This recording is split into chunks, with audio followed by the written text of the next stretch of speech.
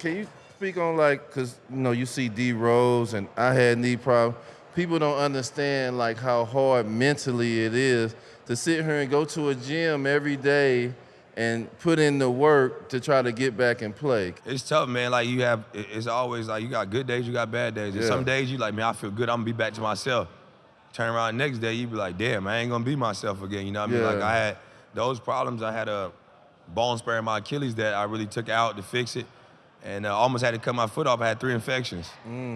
So I had an infection in my knee. Yeah, so I had 3 infections. So I know what it's like. And to come back off injury and what I did in Houston, to average 21-7, that was spectacular to me because I would say all the work I put in is paying off.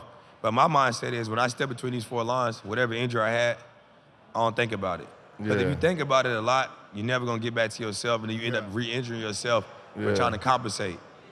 Yeah, that fucked me up. It's tough, though. I went to Chicago and got my surgery. Everything was fine. I flew to St. Louis and seen my family, and then I flew back to Portland like a couple of days later. And when I got to Portland, I just had a fever. So I'm like, damn, I'm feeling sick. So I went to the doctor, come to find out I got an infection in my knee. We got to go right back to surgery. And I just had surgery like 4 or 5 days ago. How many times you flew in 2 weeks after surgery? Like 3 times? I actually only flew once. Once? Like I had the surgery in Chicago. I caught a limo down to St. Louis.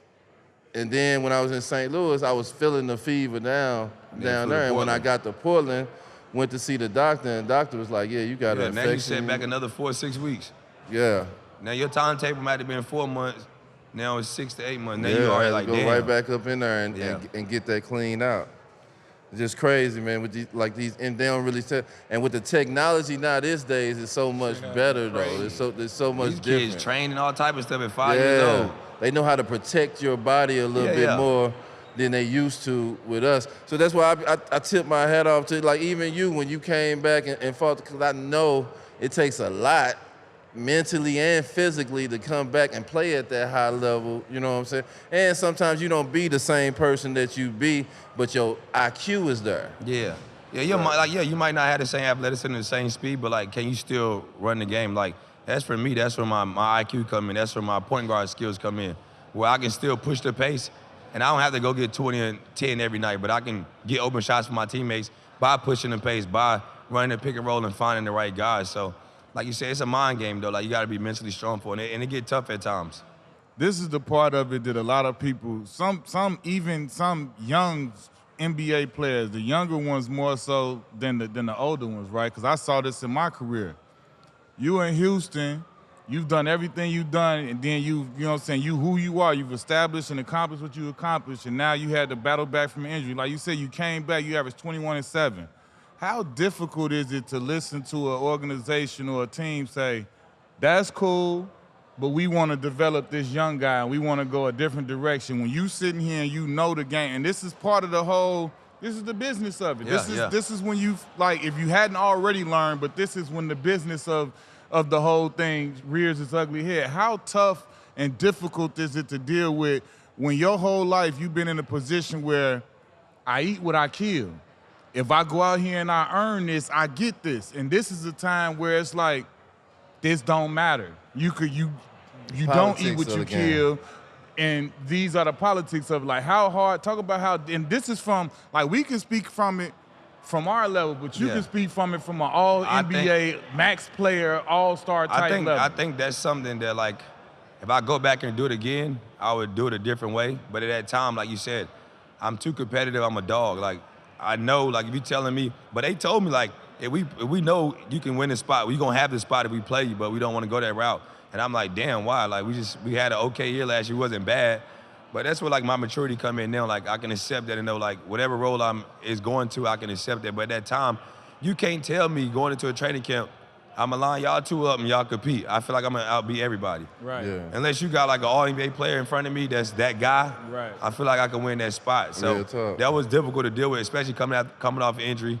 Then having a good year your first year back, and they don't really want you to play. And all I want to do is play. I just missed 2 years. So it was difficult, but that's something I matured and learned. And, like, from my mistakes of being in that position, I know how to handle it now. But at that time, no, I didn't.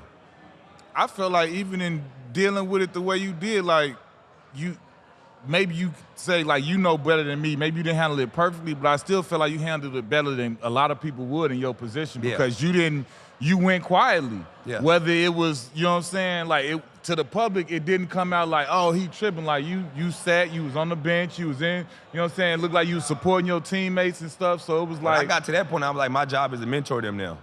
You know what I mean? Like, be the vets like Gil and Kurt Howard was to me. Right. Be that to them.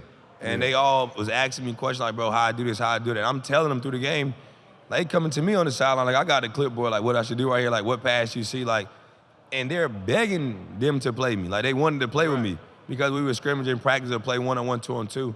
And they're like, he can help us, like we can win. And those young guys wanted to win, but they had to go through that process that I went through with having a vet, but you gotta let them do their job. So it was difficult, but my job is I still talk to those young guys still to this day. Yeah. And any other young guys like Bones, he come in, he ask me questions like, I just love the nature of the game. Too, yeah, he got a lot of game, and he's in a tough spot where he's not playing but when he play, he shows what he's got. So I just try to give back every game, soak up all the game I got and give it to the young guys no matter what. Like, I'm never gonna be a guy that hate on them because it's their turn. Yeah. You know what I mean? Like, we can't control what's going on. Like, y'all had y'all era, we got our era, and shit changing like this. It might revert back later, but I'm always gonna soak the game and give it to the young guys.